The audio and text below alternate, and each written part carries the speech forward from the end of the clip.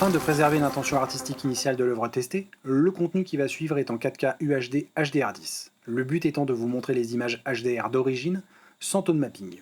Pour cela, vous devez regarder sur un système d'affichage et une application compatible HDR. Une version avec une meilleure compression est disponible en téléchargement sur le labo de Jay.com. Je vous invite à me suivre sur Twitter, Instagram et Facebook. Abonnez-vous, likez et partagez ce contenu s'il vous a plu. Cette vidéo vous est présentée par HD Land, installateur et intégrateur home cinéma sur Paris.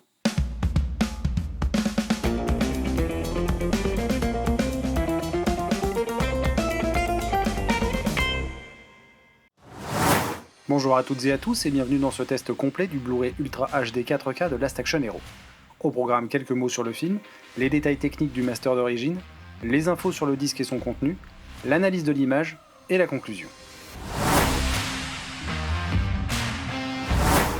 Last Action Hero est un film américain de John McTiernan datant de 1993. John McTiernan, à qui on doit entre autres Predator, Piège de cristal, À la poursuite d'Octobre Rouge, Une journée en enfer ou encore Le 13e guerrier. Alors si je devais résumer ce film en un seul mot, ce serait jouissif. Si comme moi vous faites partie de cette génération nourrie aux armes fatales, Piège de cristal et autres blockbusters produits par Joel Silver ou encore le tandem Simpson-Bruckheimer, ce film est fait pour vous. C'est une véritable mise en abîme de tout un système, c'est bourré de références, le duo Jack et Danny marche à merveille, les seconds rôles sont géniaux, Charles Dance est simplement divin, les répliques font mouche et le spectacle est total. Rien que ce plan figure selon moi parmi les meilleures introductions de protagonistes de l'histoire du cinéma d'action américain. Techniquement, ce film a été tourné en 35 mm avec des caméras Panavision Panaflex Millennium XL2 et avec des objectifs de la série E et C de chez Panavision. Alors ce film a été tourné en anamorphique, ce qui consiste à compresser optiquement l'image lors de l'enregistrement pour enregistrer plus d'informations sur la pellicule. Lors de la projection, elle sera décompressée permettant ainsi de délivrer une image beaucoup plus large. On reconnaît les éléments caractéristiques de ces optiques anamorphiques par la présence de nombreux flares et de bokeh à forme ovale. Le film nous est présenté au ratio de 2,39:1, vous aurez donc des barres noires en haut et en bas de l'image. Il s'agit d'une remasterisation 4K. Concernant l'audio, le film fut diffusé en salle en 70 mm 6 pistes, en SDDS ou encore en Dolby SR. Cette édition contient deux disques. Un disque 4K UHD comprenant le film en HDR10 avec un encodage en HEVC en 10 bits, et la version standard Blu-ray HD de 2010 en Rec 709 8 bits. Concernant le contenu, on trouve dans la section audio un nouveau mix anglais 7.1 en Dolby Atmos qui sera un véritable festival pour vos enceintes surround, une piste anglaise DTS HD Master Audio 5.1, une piste anglaise DTS HD Master Audio 2.0, une piste tchèque en Dolby Digital 5.1, une VF parisienne en DTS HD Master Audio 5.1, une VF québécoise en Dolby Surround, une version allemande en DTS HD 5.1, une version hongroise, italienne, polonaise en Dolby Digital 5.1, une version espagnole en DTS Master HD Audio 5.1, une version espagnole latino-américaine en Dolby Digital 5.1 et une version thaïlandaise en 2.0.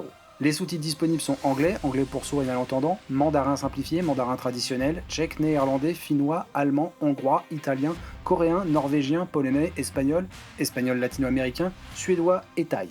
Pour ce qui est des bonus, il n'y avait absolument rien dans la précédente édition. Là, on a quelques petites choses, mais c'est vraiment très léger. Une featurette très promotionnelle avec beaucoup d'extraits de films parsemés d'interviews et très peu d'images de tournage. Quelques scènes coupées, dont une fin alternative. Le clip Big Gun d'ACDC. Un commentaire audio du réalisateur.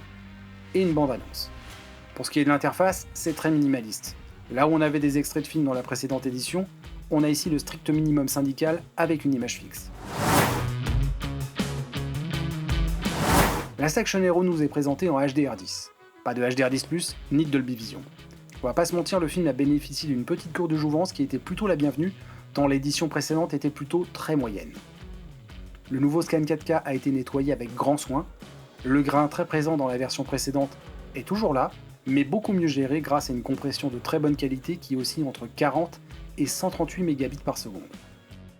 Dès les premières images, on comprend très vite que Sony a mis la barre très très haut. On a des pics de luminosité très élevés, dépassant parfois les 4000 nits. Alors même si certaines télés nous permettent d'afficher des pics assez élevés, on est encore loin des 4000 nits, surtout pour ceux qui regardent sur des OLED ou des vidéoprojecteurs. Faut garder en tête que telles intensités aussi élevées, sans tone mapping dynamique, cela peut engendrer une image assombrie sur certains appareils. Certaines scènes sont d'ailleurs très sombres, plus sombres que dans la version précédente. On récupère du détail dans les hautes lumières ainsi que de la saturation dans celle-ci. Les explosions sont en général mieux dessinées et on a beaucoup plus de détails dans les flares. On a toujours ça et là quelques scènes clippées, mais l'image est quand même beaucoup plus précise. Concernant la colorimétrie, là aussi on a une palette très étendue. Les couleurs sont beaucoup plus maîtrisées, notamment sur la séquence Hamlet. Les teintes de peau sont plus justes, et certaines dominantes ont aussi été ajustées. En termes de détails, ce nouveau scan semble être plus précis. On a un léger décalage sur le côté.